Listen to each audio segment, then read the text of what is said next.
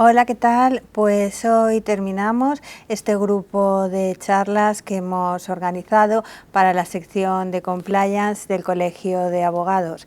Y tenemos para esta ocasión, para hablar de Compliance, a la directora de cumplimiento de la Liga de Fútbol Profesional, Esperanza Bernal. ¿Cómo estás? Sí, muchas gracias, encantada, muy bien. Buenos días. Bueno, el modelo de compliance que habéis implementado en la Liga es algo muy especial por sus propias características. ¿Cómo lo habéis creado y cómo lo habéis trasladado a los equipos de fútbol? ¿Puedes contarnos un poco cuál ha sido tu trabajo en este sentido? Sí, por supuesto. Bueno, me voy a trasladar 6 años atrás, hace escasamente 2 semanas que hice 6 años aquí en la Liga, que se dice pronto. Enhorabuena. Gracias. Pero bueno, ciertamente han pasado bastante rápido porque hemos tenido muchísima actividad, ¿no? Como digo, me remonto a 6 años atrás, que fue el momento en el que la presidencia y la dirección general corporativa de esta casa apostaron por implantar el compliance a nivel interno en la Liga y en toda lo que es la organización, la Liga, por supuesto respaldado absolutamente por la Comisión Delegada, que es el órgano de gestión, el órgano de administración de la Liga. Y a partir de ahí comenzamos a construir primeramente un programa de compliance penal y actualmente ya estamos hablando, compliance penal en los términos del artículo 39 del Código Penal, como no podía ser de otra manera, y actualmente estamos hablando ya de un sistema de gestión de cumplimiento en los más amplios términos, ¿no? Por poner un ejemplo, pues queremos dar una vuelta a la próxima temporada, que nosotros finalizamos temporada 30 de junio, nuestras temporadas empiezan de 1 de julio a 30 de junio, como digo, queremos darle una vuelta, por ejemplo, a toda la parte de competencia, ¿no? Como digo, durante estos 6 años, además, todo este trabajo de compliance ha venido acompañado también por un crecimiento de toda el área, porque comenzamos también en 2015 con la creación del órgano de cumplimiento. Ese órgano de cumplimiento se constituyó y se configuró introduciendo un artículo nuevo en los estatutos sociales que le dotaba de una independencia y autonomía absoluta, dependiendo directamente de la comisión delegada, del órgano de administración de la Liga, y dotándole además de unas potestades bastante importantes para poder pedir documentación e información a cualquier entidad de la organización, a cualquier departamento, a cualquier persona, ¿no? A cualquier área. Además, este órgano nada más que puede ser sancionado y despedido por el propio órgano de administración, por la propia comisión delegada, no por nadie más, ¿no? Como digo, ese fue el germen de todo, pero sobre ese órgano de cumplimiento, que además está integrado por una sola persona, que soy yo, de momento unipersonal, pero con posibilidad de poderlo convertir y configurar como un órgano colegiado, porque está así previsto en el artículo de los estatutos sociales. Como digo, este órgano se apoya en un departamento de cumplimiento y control interno que está integrado a día de hoy por 12 personas. Y durante estos 6 años, además de trabajar toda la pata de cumplimiento estrictamente, también estamos trabajando en la implantación de un modelo también de control interno, con ciertas dificultades porque ha sido brutal el cambio exponencial que ha habido en toda la organización de volumen de entidades y también de personas, entonces eso nos está suponiendo un obstáculo, ¿no? Pero bueno, no obstante ahí seguimos en el empeño. También hemos creado una oficina de protección de datos con la figura del DPO y con todo su personal, con todas las tareas propias del DPO que establece pues, el reglamento y la ley orgánica española, y luego también la Oficina de Seguridad de la Información, que también está creando su propio sistema de gestión de la seguridad de la información, ¿no? Con 5 personas y trabajando pues, toda la pata de prevención, de gestión de incidentes y de auditoría. Y todo esto, además, como digo, en esa apuesta que se hizo en el 2015, también fue otra apuesta importante la extrapolación de todo eso a los clubes de fútbol, que son nuestros afiliados, ¿no? La Liga es una asociación deportiva de derecho privado integrada por los 42 clubes de fútbol que juegan la Liga, ¿no? La competición profesional, los 20 de primera y los 22 de segunda. Entonces, como digo, se decidió, porque esto además, al ser una modificación estatutaria, no solamente fue aprobada por la Comisión Delegada, sino también por el órgano soberano, el órgano máximo de gobierno, que es la Asamblea General, donde están representados los 42 clubes.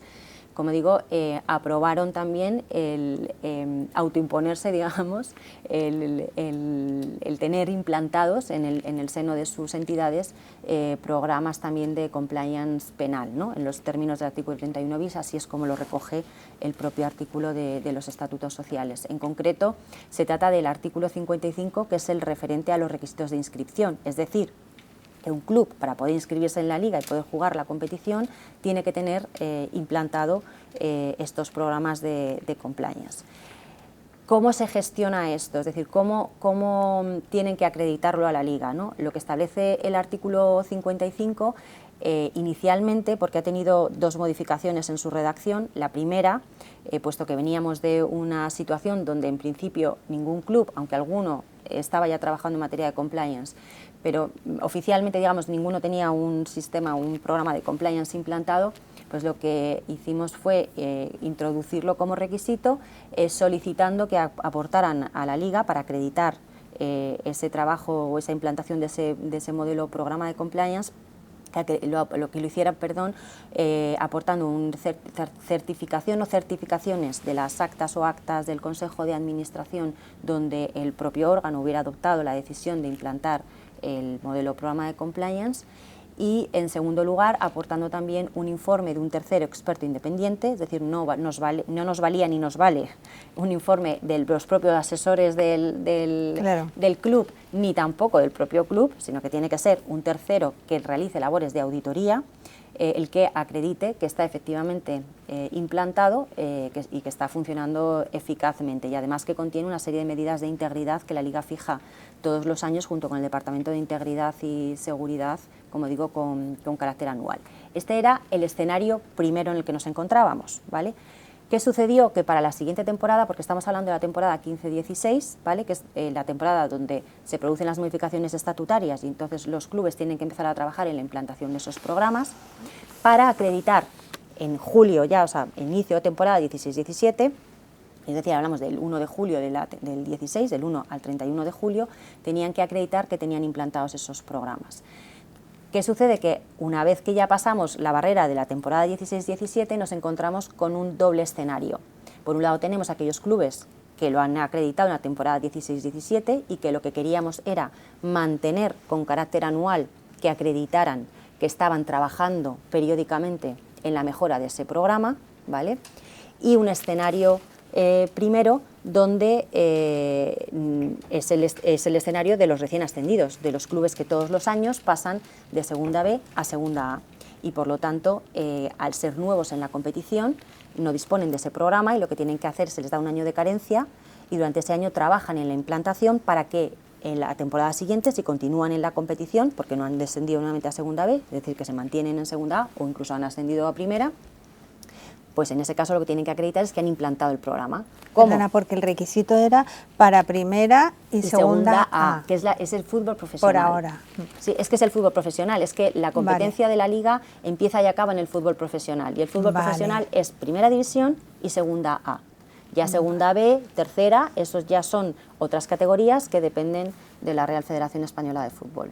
Vale, es que esto yo no lo tenía claro. Muy bien, perdón, ahora ya es que, lo claro, entiendo. Yo hablo de fútbol poco. Yo ya es que, claro, lo tengo completamente interiorizado. Claro, entonces, claro. Vale, perdona. Entonces, o sea, que en todos vuestros equipos está esta exigencia, que además es muy pionera, que eso es muy importante, porque en 2015-2016 esto no era pensable y en España en ningún otro ámbito se estableció una obligación similar como la de la Liga. Yo no la conozco, claro. Es cierto que tenemos una característica muy peculiar y es que nosotros somos una asociación, como digo, de derecho privado y tenemos, o sea, somos como la patronal del fútbol profesional y lo que hemos hecho ha sido a nuestros afiliados exigírselo, pues como quien pertenece a un club social y exige a sus socios pues que lleven pantalón largo y camisa cuando entren en el club, por ejemplo, ¿no? Claro. Pues esto es lo mismo, o sea, nosotros hemos exigido que para poder participar en nuestra competición esto se implante.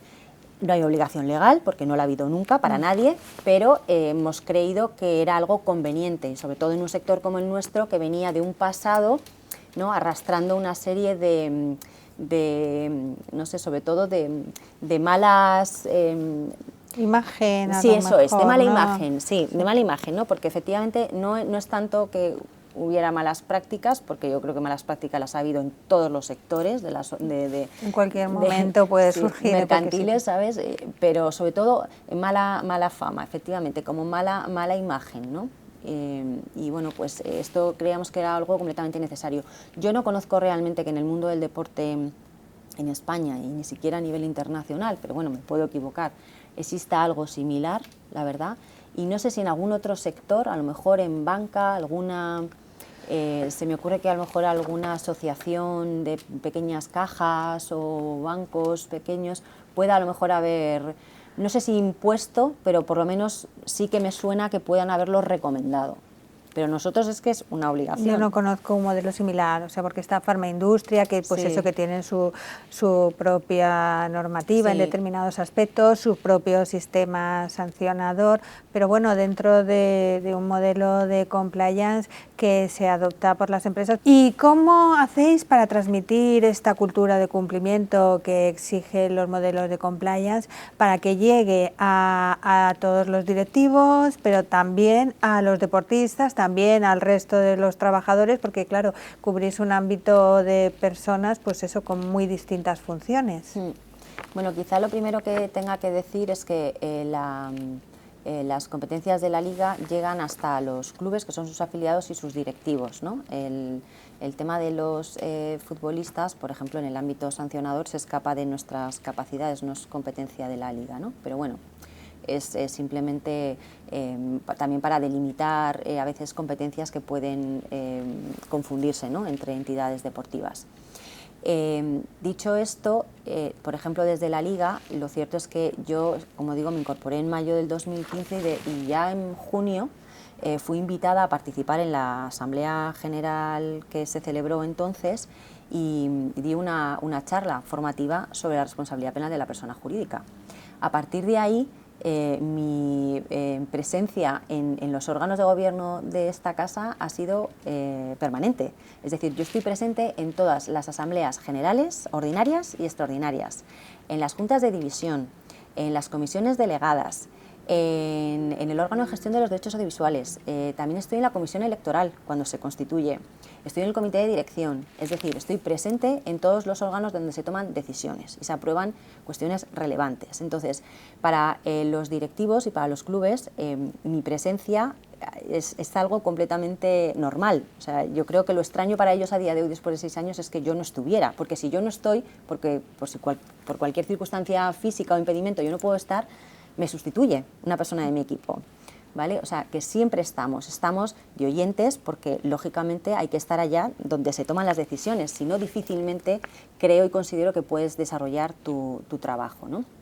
Entonces, además en estos órganos, como digo, pues es que intervengo, porque bien doy formación y si no la hago yo, a lo mejor la hacemos de la mano de un tercero, o por ejemplo, como decía, la comisión delegada, que es el órgano del que directamente depende el órgano de cumplimiento, en definitiva es el que tiene que aprobar todo en materia de compliance y es donde yo fundamentalmente pues llevo también cualquier informe de alguna cuestión relevante, o es el órgano que también me puede pedir que yo analice o estudie algo y reporte, bien directamente a través de mi propio equipo o bien porque decidamos externalizarlo en un experto en la materia, con lo cual, como digo, es que para los clubes esto está completamente interiorizado y la comunicación en materia de compliance es constante y directa. Eso por el aspecto de órganos de gestión y administración. Por otro lado, como área que tengo en la Liga y debido al requisito de inscripción, lógicamente todos los clubes, como digo, tienen programas de compliance y por lo tanto deben de estar trabajando, porque así me lo acreditan todos los años con los informes de auditoría que presentan, están trabajando y ellos mismos hacen y dan programas de formación y de concienciación, bien por sí mismos o bien de la mano de terceros, pero es que además también desde la Liga en la temporada 13-14 se desplegó desde el Departamento de Integridad y Seguridad los llamados talleres de integridad, que son talleres de formación obligatorios que se dan a los 42 clubes de fútbol todas las temporadas e incluso se dan de apoyo más durante la temporada en determinados, segunda división, en determinados clubes que se lo juegan todo o no se juegan nada porque hay un mayor riesgo de que pueda materializarse una eventual situación ¿no? de amaño, ¿no? Que es uno de los riesgos más críticos, ¿no? A los que más expuesto, ¿no? podría estar nuestra actividad. Con lo cual, como digo, estos talleres por ejemplo, de integridad que se da a la plantilla, se empieza por la primera plantilla, pero se da a todas las plantillas de distintos equipos inferiores, femenino, Y como os digo, si a la plantilla están presentes también los directivos y muchas veces utilizan los compliance officers de los clubes estos momentos y estas sesiones de formación que da la liga para apalancarse en ellas y dar también la suya. Ah, muy bien. Porque a veces es complicado tener a la primera plantilla deportiva allí sentada durante unos minutos, ¿no? Entonces, bueno, pues aprovechan esos instantes, ¿no? Para también ellos dar su propia formación interna, ¿no? Con lo cual, como digo, aunque la liga no tenga capacidad de llegada más allá, ¿no?, de estas sesiones que sean de integridad, por ejemplo, pues a los futbolistas, ¿no?, a los deportistas, lo cierto es que al final es tal el entorno compliance que nos rodea que de una u otra manera al final estamos todos imbuidos, desde el club, sus directivos, hasta toda su plantilla deportiva o administrativa. No, está claro que el compromiso está en todas partes, contigo y con tu equipo, o sea que muy bien, que parece un sistema muy maduro y muy bien planteado, teniendo en cuenta pues eso, las características con tanta gente, tan dispersa y tan diferente. Hombre, es cierto que nos queda mucho por recorrer, porque esto acaba de echar a andar, pero no solamente en el sector del fútbol profesional, en realidad en todos los sectores, ¿no? Es algo bastante todavía inmaduro, ¿no? Pero bueno, yo creo que estamos asentando y poniendo las primeras piedras para construir algo sólido y algo con carácter de permanencia. Y pionero, yo creo que pionero es vuestro trabajo. Y bueno, has comentado que los riesgos, uno de los posibles riesgos, ¿cuáles son los que tú consideras que los clubes deportivos en general deben analizar o a cuáles hay dónde hay que poner el foco? A ver, el fútbol profesional, al final, como cualquier otro sector, pues está expuesto a riesgos legales, a riesgos operacionales y riesgos reputacionales. Yo, para mí, lo más sensible y quizás lo más peliagudo de este sector, que está sumamente expuesto pública y mediáticamente, es el riesgo reputacional. Sí. Ese para mí es crucial, que hay muchas veces que al final es más dañino que el propio riesgo económico que puedas sufrir, ¿no?, por una eventual sanción que te puedan imponer. Por eso, porque además es que todo se magnifica, ¿no? Y para mí es una de las cuestiones más difíciles de gestionar, no solamente como liga, sino yo creo que también los propios clubes. Pero bueno, dicho esto, en cuanto a los riesgos legales, como comentaba, un riesgo, o sea, yo para mí creo que el riesgo por antonomasia, ¿no?, al que más expuestos está, que no por ello quiera decir que sea más probable que se materialice, ¿vale? No. Pero solamente por el sector en el que estamos, es más proclive, lógicamente, su exposición, es el de la corrupción deportiva. Que, como digo, eso no quiere decir que haya una alta probabilidad de que se materialice, porque lo cierto es que tanto los clubes como la liga hemos desplegado toda una serie de medidas, ¿vale?, y de controles de cara a mitigar ese riesgo, con lo cual yo creo que está bastante mitigado, ¿no? Bien porque, como digo, se están implantando los programas de compliance, por todas las sesiones y los talleres de integridad que se dan, porque además, como te comentaba antes, también desde la Liga todos los años con el Departamento de Integridad y Seguridad desplegamos una serie de medidas obligatorias que el auditor tiene que verificar que el club las ha implantado y las ha cumplido durante esa temporada, que son los talleres, que además es que la Liga los certifica tanto la lista de asistentes como se certifica el contenido de esos talleres. Las guías de buenas prácticas que se les entrega también, es una guía donde, bueno, pues se habla y se explica cuáles son las circunstancias que pueden dar lugar, por ejemplo, pues eso, a un amaño de partidos, y cuáles son las consecuencias, ¿no?, legales que todo eso puede conllevar, y todo eso se recoge en este manual de buenas prácticas que se les entrega en esos talleres en mano a todos los asistentes por parte de la Liga, con lo cual también podemos certificar la entrega.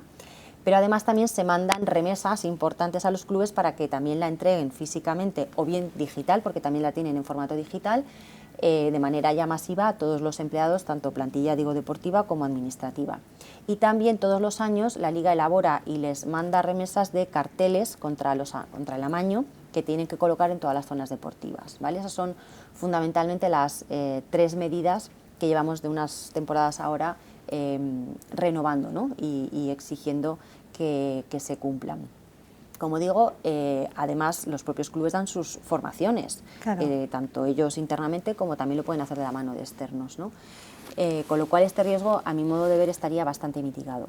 Otro también que está tomando relevancia y que también los clubes están trabajando bastante y además con proyectos bastante interesantes y pioneros es el de la corrupción de menores, porque pensamos en las plantillas, en las primeras plantillas, pero los clubes normalmente tienen también equipos inferiores, de categorías inferiores, donde están trabajando, y estamos hablando de niños y de adolescentes, ¿no? Además, también muchos tienen equipos con personas con otras capacidades, ¿no? Y luego, además, también es que muchos de ellos, o una gran parte, tienen academias no solamente en España, sino también fuera de nuestro país. Claro. Con lo cual, es un riesgo también que está ahí y bueno, pues en el que sé que están trabajando muy activamente, con programas, además, como digo, muy interesantes, trabajando también todo el tema de las redes sociales, porque hay también pues muchos problemas también de moving entre niños, ¿no? Por el tema de las redes sociales, bueno, en definitiva lo que se traslada la también sociedad. De las propias, efectivamente, de la sociedad y las escuelas, ¿no? Y luego, como más riesgos legales, pues ya destacaría los que aplican en cualquier otro sector, ¿no? Como temas de corrupción, de cohecho, tráfico de influencias, delitos contra Hacienda Pública y Seguridad Social, blanqueo de capitales, ¿no? En definitiva, riesgos inherentes a cualquier actividad económica, ¿no? Y quizás también destacaría, porque nosotros también analizamos los riesgos operacionales, ¿no? Es decir, el riesgo de que te pueda suceder, ¿no? algo y al final tu propia actividad se pueda ver menoscabada, ¿no? Sí, sí. Y bueno, pues es algo que yo creo que también debemos de tener todos en cuenta, y en el caso de un club, pues para un club el hecho de ascender y descender, claro, implica mucho. Muy delicado.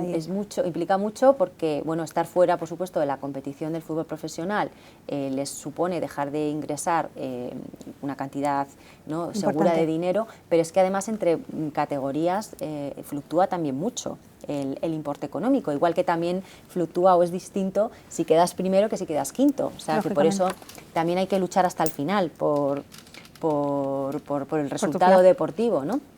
Con lo cual, eso también para ellos les puede suponer, como digo, menoscabo en su actividad, porque el recibir menos ingresos, pues, por ejemplo, inversiones que podían estar haciendo a lo mejor en mejorar sus estadios, pues se les puede venir abajo, ¿no? Claro. Con lo cual, tienen que analizar muchos tipos de riesgos también. Muy bien, muy interesante ese consejo para quienes estén ahora mismo pensando cómo gestionar el tema de su compliance en un equipo deportivo. Sí. Bueno, vosotros también habéis trabajado en el ámbito del convenio colectivo, que yo sepa, al menos habéis establecido unas sanciones específicas por compliance, que eso también es muy especial, y una protección para la independencia y autonomía de la figura del Compliance Officer. Sí. Cuéntanos qué es lo que habéis hecho aquí. Bueno, el proceso del convenio colectivo fue también muy interesante porque bueno, la Liga contaba y cuenta con un convenio colectivo propio, ¿vale? No nos hemos adherido al del sector, ¿no? Sino que tenemos uno propio y específico nuestro. Entonces, cuando yo me incorporo en el 2015, la Liga ya tenía ese convenio colectivo propio, que había que renegociarlo pasado un tiempo, pero es que además su situación, por el volumen de empleados que tenía, es que contaba solamente con representantes de los trabajadores, porque no hacía falta más debido a su dimensión. ¿Qué sucedió? Que del 2015 al 2018-19 fue tan grande el crecimiento en número de entidades y en volumen también de personas que en la Liga tuvimos que constituir un comité de empresa que no había hasta ese momento. Entonces empezamos de cero, o sea, constitución de comité de empresa, votaciones para la elección, ¿no? Y ya pues nos sentamos a negociar ese convenio. Negociación que la verdad es que fue todo muy bien como la seda y que desde el principio yo tenía muy claro que había que aprovechar esa negociación para introducir todas las cuestiones de compliance que entendíamos debían de incorporarse para dar respuesta, ¿no? al requisito del artículo 31 bis del Código Penal de disponer de un sistema disciplinario en materia, ¿no? o que recogiera infracciones propias en materia de compliance. Y entonces, bueno, pues la verdad es que no hubo ningún impedimento por parte de nadie, ni por parte del empleador, ¿no?, de la empresa, ni por parte tampoco del comité de empresa. Y bueno, pues introdujimos desde artículos referentes a los valores, ¿no?, a la ética y al compromiso en compliance, hasta, como tú bien apuntabas, infracciones específicas en materia de compliance, que, bueno, pues por poner ejemplos, van desde la inasistencia, por ejemplo, a las formaciones obligatorias. Bueno, pues, en distintas, o sea, se iban tipificando como leve, grave o muy grave en función de si es una inasistencia aislada o si resulta que hay una reincidencia, ¿no? Luego, por ejemplo, también, por supuesto, el incumplimiento de las políticas internas o el incumplimiento grave también del código ético, o el uso inadecuado de los recursos de la casa, bien sean sistemas informáticos, bien sean vehículos, bien sean dispositivos móviles, bien sean bienes, etcétera. Bueno, pues todo eso también está sancionado.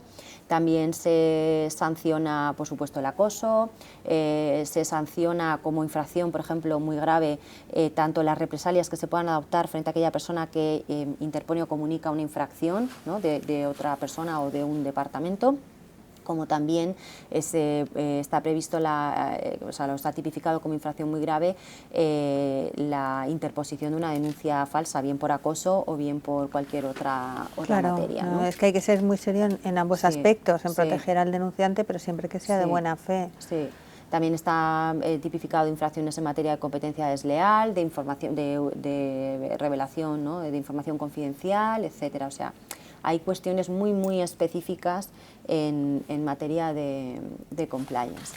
Y luego, quizás lo más llamativo, ¿no?, de todo lo que hicimos, que, como digo, en ningún momento hubo ningún tipo de impedimento por parte de nadie, fue el reforzar aún más, si cabía, la protección del órgano de cumplimiento. Como decía antes, los estatutos sociales, en el artículo 43 quinquies, que es el que regula la configuración, las funciones y competencia del órgano de cumplimiento, se decía, o sea, se le investía, ¿no?, de esa autonomía y de esa independencia, se le hacía depender directamente de la comisión delegada y se establecía que solamente podía ser sancionado y expedido por la propia comisión delegada, ¿no?, además de dotarle de esas potestades para poder investigar, porque si al final está atado de pies y manos, claro, ahí para mí quiebra en absoluto, o sea, por completo, su autonomía e independencia. Pero, como digo, queríamos ir un paso más allá, por si aquello no era suficiente, reforzar más esa autonomía y esa independencia.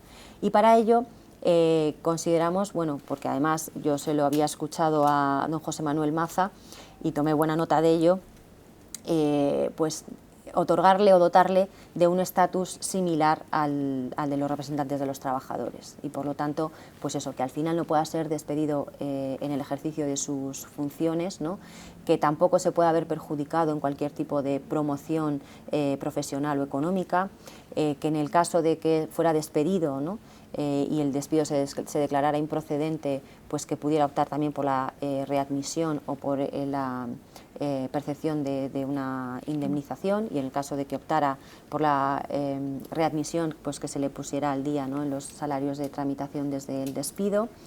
Y la última, si no recuerdo mal, era referente también a que también goce de una preferencia de mantener el puesto frente a otras categorías, ¿no?, que no tuvieran esa especial protección en casos también de crisis, ¿no?, de suspensión o de extinción de la actividad por motivos tecnológicos o económicos. Esas son fundamentalmente las... No, que está blindado el compliance officer, y esta eso es una madurez. Que está en principio circunscrita a las categorías profesionales 1 y 2, ¿vale? Nosotros tenemos, me parece que hasta la categoría en mi área 3-2, entonces de 12 personas que somos, está acotado a día de hoy a la 1 y a la 2 expresamente, porque en realidad son las categorías que están más expuestas, ¿vale? Claro.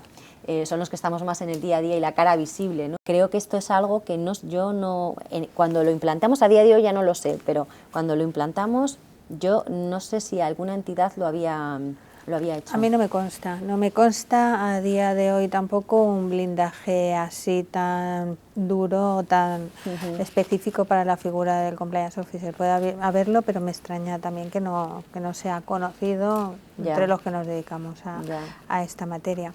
Bueno, ¿y tú qué le recomendarías a un club deportivo que esté pensando hacer un programa, implementar un programa de compliance?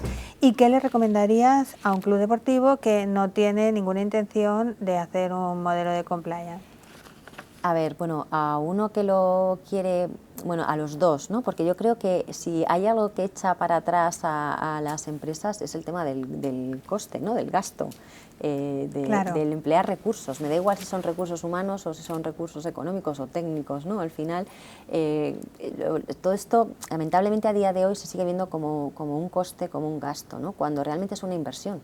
Es un refuerzo al valor de nuestra marca, ¿no? Y es de la única manera de la que se puede percibir esto, ¿no? Con lo cual yo es que creo que es que no cabe otra, que es que además el compliance ha llegado para quedarse, que es que estamos asistiendo cada vez a una mayor regulación, no solamente por el legislador español, sino también a nivel europeo. Yo creo que asistimos a una hiperregulación, Sí, donde además todo va encaminado a transferir, ¿no?, a las entidades una mayor responsabilidad, un deber de diligencia, un deber de supervisión, de control, ¿no? Y por lo tanto es que no te queda otra que autorregularte, ¿no?, que establecer procesos a nivel interno para tener la capacidad de poder controlar y supervisar en todo momento la actividad y verificar que la misma se lleva adecuadamente. Además, es que todo esto yo creo que también redunda en la buena gestión de la entidad, porque yo creo que también el implantar toda esta serie de procesos y de controles lo que está permitiendo es ganar en eficiencia también a las propias compañías, con lo cual, tanto al que no se lo plantea, que le diría que se va a quedar atrás si no lo hacen, como al que se lo está planteando, yo por supuesto que apostaría a 100%, porque esto es el futuro. Y ya que dices lo del futuro, ¿dónde crees que va el compliance? ¿Qué piensas que se va a producir algún cambio, alguna mejora en los próximos años? Es que yo creo que es más de lo mismo, más de lo que estamos viviendo, ¿no? Yo creo que ahora mismo, vamos, el otro día estuve viendo que en Europa hay un proyecto, se está trabajando en un proyecto de directiva de diligencia de vida de las empresas y responsabilidad corporativa, ¿no? Ahora mismo también ha salido la directiva donde Whistleblowing. bueno, por supuesto, la de whistleblowing. También la directiva que cambia el nombre, entre otras cosas, de los informes, de los reportes de la información no financiera a informes de sostenibilidad, ¿no? Es decir, es que esto va a más, va cada vez a más, cada vez tenemos que reportar sobre más cuestiones en materia, pues desde medio ambiente, en cuestiones sociales, en cuestiones de buen gobierno. Y esto yo creo que es que va a ir cada vez a más, como no puede ser de otra manera también. O sea, yo la verdad es que soy una plena convencida y enamorada de esto.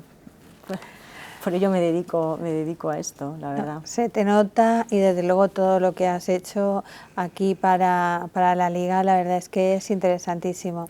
Pues muchas gracias por haber estado con nosotros y habernos contado todas estas cosas. A vosotros, un placer. Esta es vuestra casa, cuando queráis. Gracias.